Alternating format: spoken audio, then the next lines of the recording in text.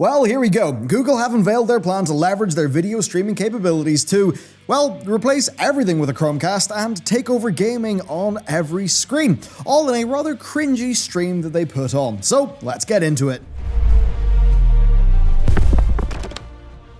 Hey everyone, and welcome back to another industry report. It's E3 season, the news is wild. We've got 3 reports up today, so be sure to subscribe and strap in for what's sure to be a pretty darn mental week. As for Stadia, well, Google's Stadia Connect stream was rather odd. Their entire presentation had me and my team just grimacing constantly. Gamers this, gamers that, fans, exclusive Stadia Founders Edition, so you'll get the Stadia name you want, and the bragging rights that come with it. I mean, it went beyond cringy, beyond being out of touch. It's all just an intentional appeal to identity. They're appealing to gamer culture, the words spoken. At this conference, they're carefully written to make you, the viewer, feel good. Just that, you know, it's really embarrassing and transparent. But anyway, what's the actual product? So, they're going to be offering Stadia games on your TV through Chromecasts, PCs, tablets, and Pixel phones, because Stadia servers, of course, handle all the processing required and they just send your device the video. As for why it's only Pixel phones at launch as opposed to all Android phones, well, I imagine it's partially ensuring a quality experience, but also selling as many of their own phones as they possibly can. They will also allow for other controllers to be used, but do recommend using their own Stadia controller with Google Assistant built in, which I guess seems fine. Now, the overall goal here seems to be to reduce the buy-in for those interested in a console-like gaming experience. This could be good for many, indeed it could be a game changer, but there's a downside where it concerns us, the existing gaming audience. The experience is limited in favor of accessibility. How limited? Well, let's talk about quality. So here's the quote. Our highest quality gaming experience is remarkable with 4K, HDR video, and 60 frames per second with 5:1 surround sound. This is a bold claim, it's kind of BS in a way, but given the hardware that they're running on, it is technically entirely plausible for every game involved. Streaming video and audio, though, it's not simple, and not all video streams are alike. They claim they're offering this at a connection of 35. That's very possible, but the thing is 4K, that's just the number of pixels. That says nothing about the actual quality of the video. It's very easy to conflate resolution and quality, but that's a misconception that's plagued video for a very long time. We've all seen 1080p that looks crystal clear, and then other 1080p that looks like scaled up 480. To put into perspective what sort of video quality to expect from Stadia, YouTube recommends double what Stadia asks for, suggesting 66 to 85 meg for 4K HDR 60 FPS, and YouTube quality, frankly, is pretty rubbish. Unless Google have absolutely revolutionized video encoding for Stadia, the visual quality of this service is going to be nothing comparable to running something locally, which makes me wonder why they're saying 4K past just marketing speak. Indeed, HDR, that is a term that is very loosely used by companies for marketing. Now, it is at least nice that they're prioritizing 60 FPS all the way down to the minimum requirement of 10 meg, so that's pretty good. That said, the benefits of that frame rate may be limited by the responsiveness of Stadia, so let's talk about the next big quote. We can transmit the live instance from the data center to your screen faster than your eye is transmitting those images to your brain. That's critical for fast-paced games on Stadia, like Mortal Kombat. And this is woefully misleading, utter BS that's utterly just ignorant of games. To stick with fighting games as an example, right? They are played at a speed where a single frame matters, and the FGC, they don't even like playing fighting games online because 30 ms ping, which is a very good connection, that's 2 frames of delay, which fundamentally changes how a lot of those games feel, even changing the game's balance, because reaction times are basically tested to the bare metal. What about the statement itself, though, about being faster than our brains? Well, what Phil said is basically marketing nonsense. For a start, beating the speed at which the eye transmits images to the brain is not impressive, despite how it sounds. There are countless studies in human reaction times to all sorts of stimuli, with visual being the slowest, averaging somewhere between 200 and 250 ms. So clearly, this is not a high bar, and this is a statement designed to amaze the uninformed. We don't feel that latency in our day-to-day operations because we all share that same amount of latency. Since we can't improve ourselves on that front, we seek improvements in our surroundings, aiming for minimal latencies in our controllers, our consoles, our displays, our TVs have game modes, and our monitors have latency being in their marketing. There's a reason that Super Smash Bros. Melee players still use CRTs. While many are using rhythm and fighting games as the strongest examples, well, the responsiveness of games is important for all genres, for character movement in an action game to even UI elements of a puzzle game.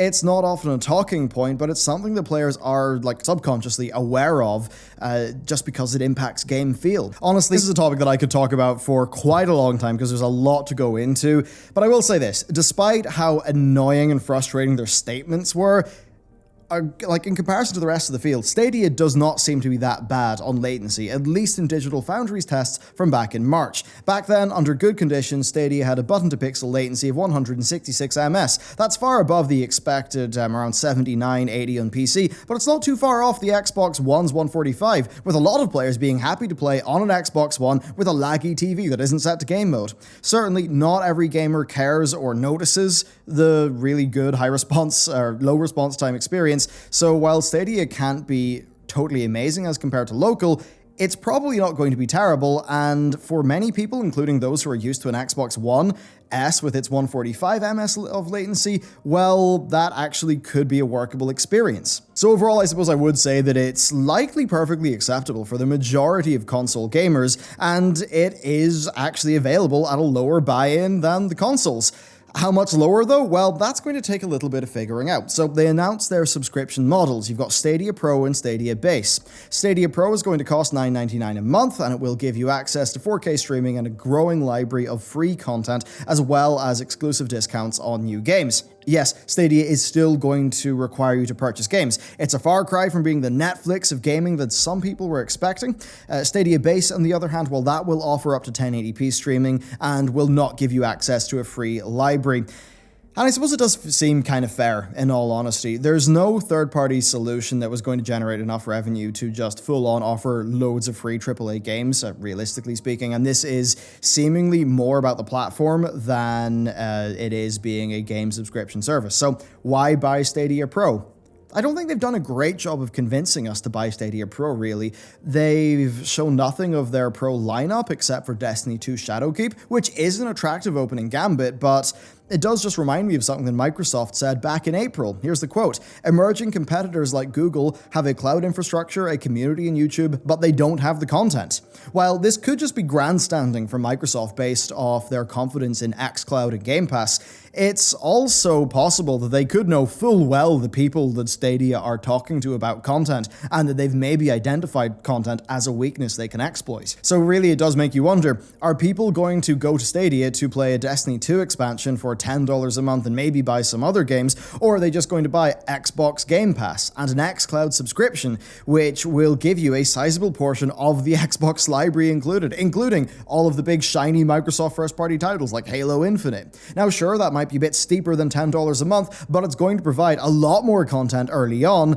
and it's that content that's going to onboard people to the platforms. Now, Stadia Base, on the other hand, that does seem like a pretty okay option for people who want to play a few games here and there over time, don't mind paying for them up front, and don't mind a slightly worse experience than local, and don't want to shell out on a console. That's a pretty good fit for a Stadia.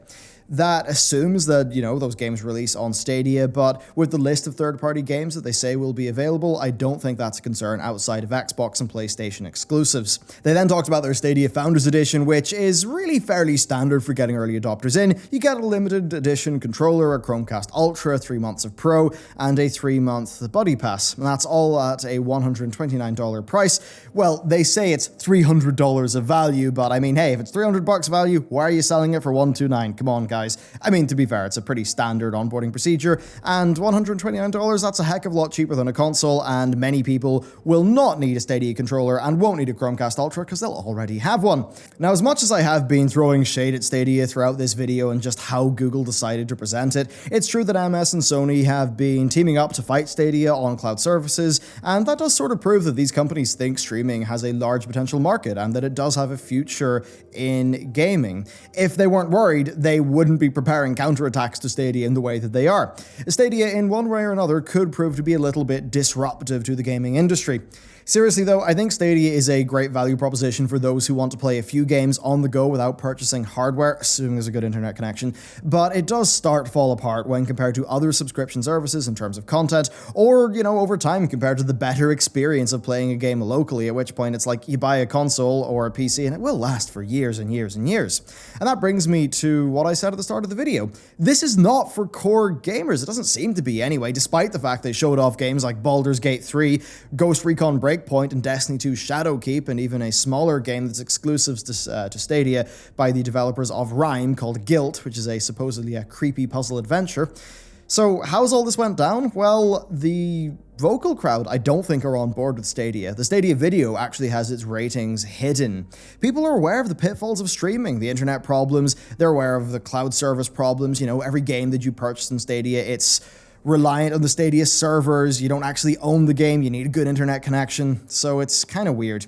Overall, Stadia seems like a great example of Google using their tech and their infrastructure and their expertise in that to create a sort of attractive product for a bit of a limited niche, I suppose. It's just not perfect, and it's not going to be good enough for the core gaming audience, in my view, and it's just odd because that's the audience that they're trying to market it towards. We'll have to reserve some judgment for when it launches and when we actually see the performance. They'll need a lot more content lined up, but we'll just have to wait and see. I did make sure to pre-order my Founders Edition because I am a gamer, after all, and that's what they said it's for. We can't wait to get Stadia in the hands of gamers later this year. But realistically, I will do a review of this service when it's available. Our office is in the middle of a city. It does have a good, reliable internet connection, but where I come from, like from home, is a maximum of about 25 down, so I can sort of test Stadia on a few different levels of quality, which means I can pretty much give a good range of experiences with Stadia. So yeah, I suppose I can do that, maybe compare it to Steam Link Anywhere, and we can just sort of begin to work out what that stuff's like in terms of quality. But there you go. I'm definitely a bit skeptical about quite a lot of stuff, and I don't like how Google were marketing things. When they say 4K HDR, it's like, that's just the count of pixels. The thing that matters is the encoding quality and the bit rate. That's a low bit rate. It's lower than YouTube 4K's bit rate, and that just means I'm pretty darn suspicious, and it just does seem like they are relying on people not knowing a number of very important technical details in how they market this, and I just think that's kind of scummy. Anyway, let me know what you think. Be sure to check out the other reports on the channel today. And with that, thank you very much for watching, and I'll see you next time.